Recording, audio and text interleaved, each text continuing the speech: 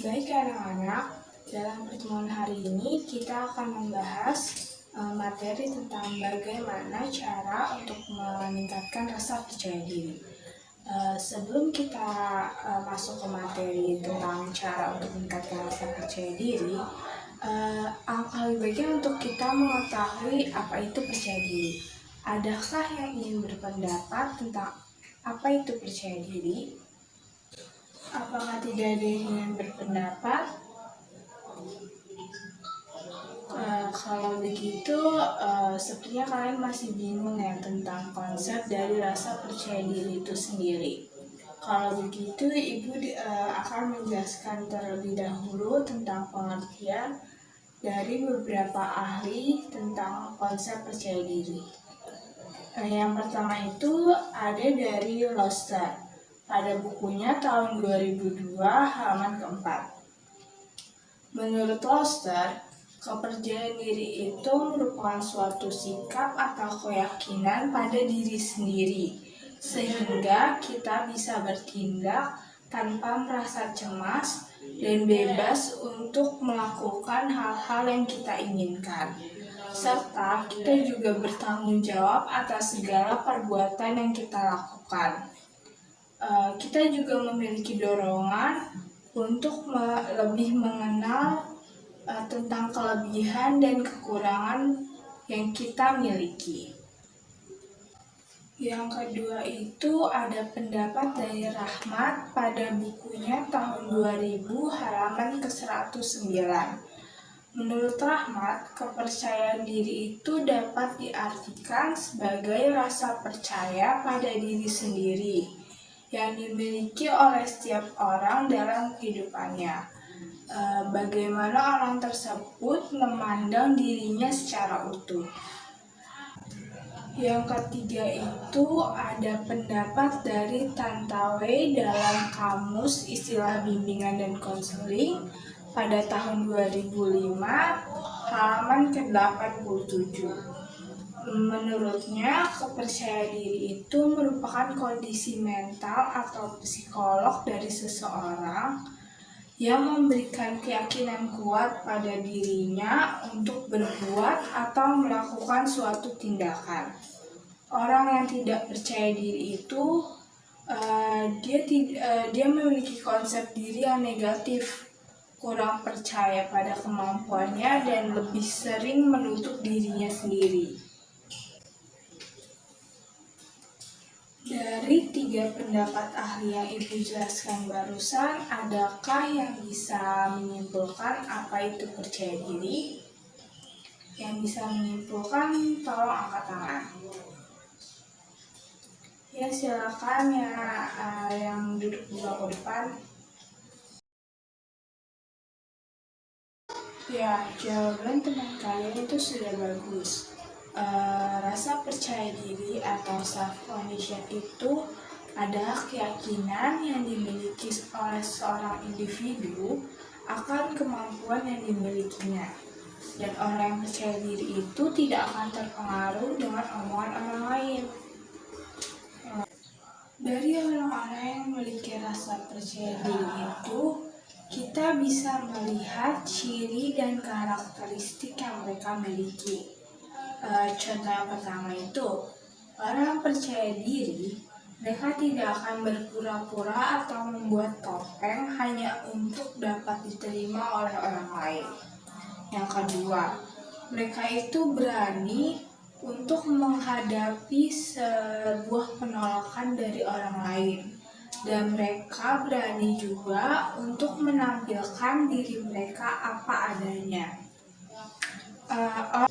Orang yang memiliki percaya diri itu, mereka memiliki pengendalian diri yang baik. Contohnya itu saat mereka sedang grogi atau gugup.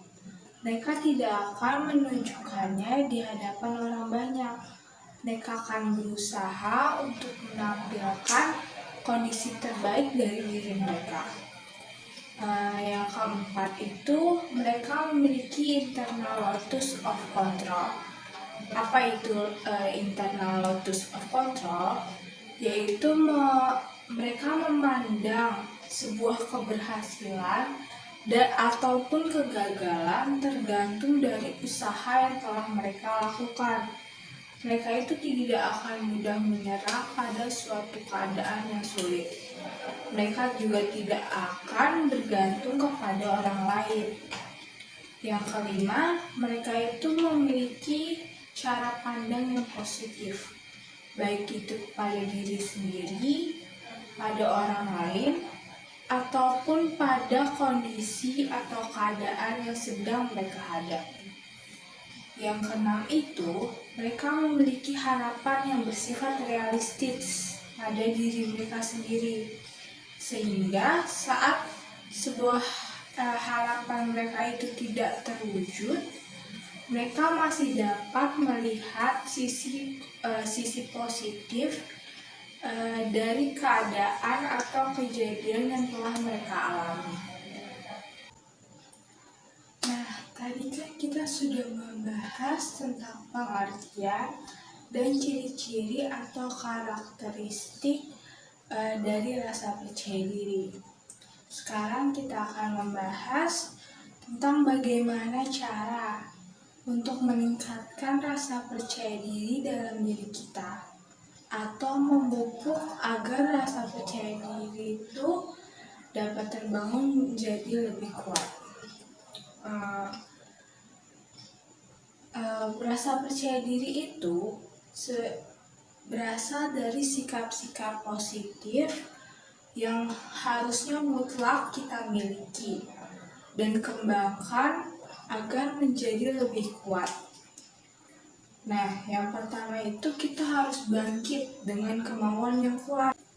Untuk membangun rasa percaya diri, hal pertama yang harus kita lakukan itu membangkitkan kemauan yang keras. Kemauan ini merupakan sebuah fondasi pertama dan utama yang dibutuhkan untuk membangun kepribadian untuk menjadi lebih kuat. Salah satunya termasuk rasa percaya diri. Nah, yang kedua itu kita harus membiasakan diri untuk lebih berani. Beranikan diri ini bisa kita lakukan untuk berlatih, untuk membangkitkan rasa percaya diri kita. Kita akan dengan memberanikan diri, kita akan berusaha untuk menetralisir atau menangani rasa gugup dan ketegangan dalam diri kita.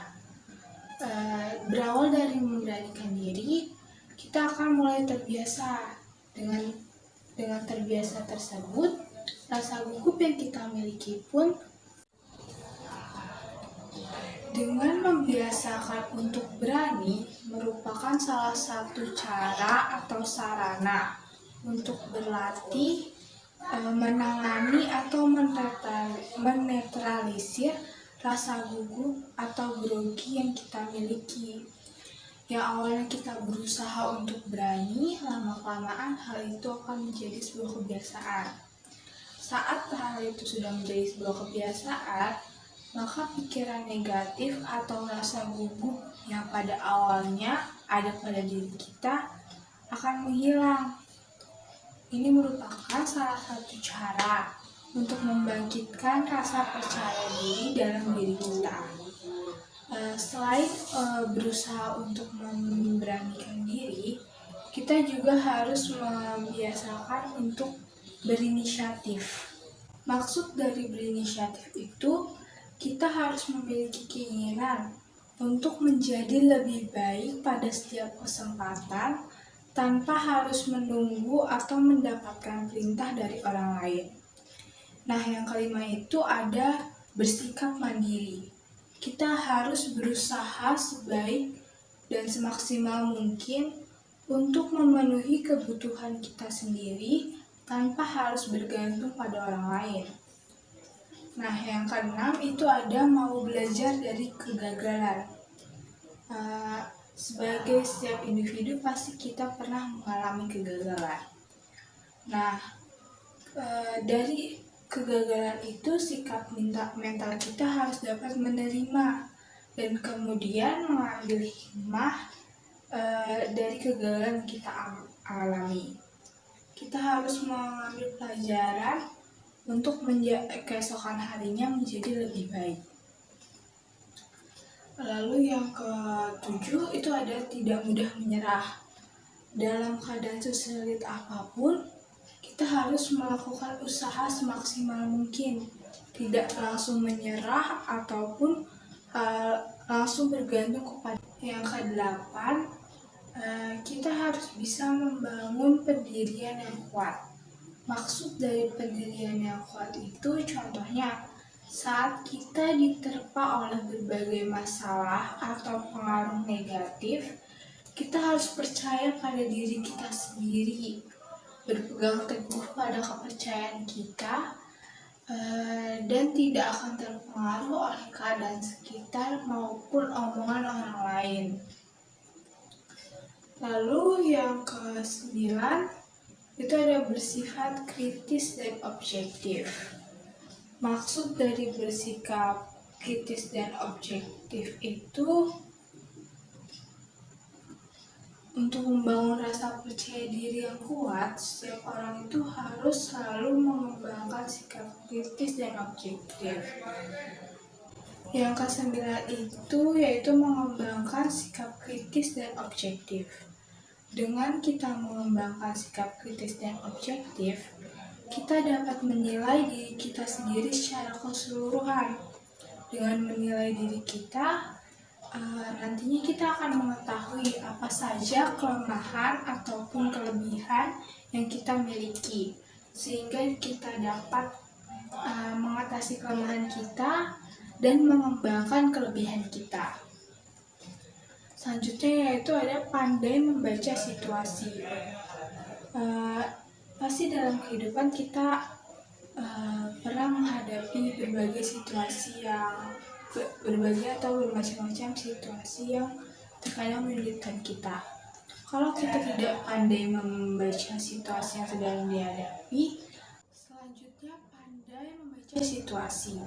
Dengan pandai membaca situasi, kita akan tahu atau bisa menentukan sikap yang harus kita ambil saat menghadapi berbagai macam situasi dan keadaan yang akan kita hadapi di kehidupan mendatang.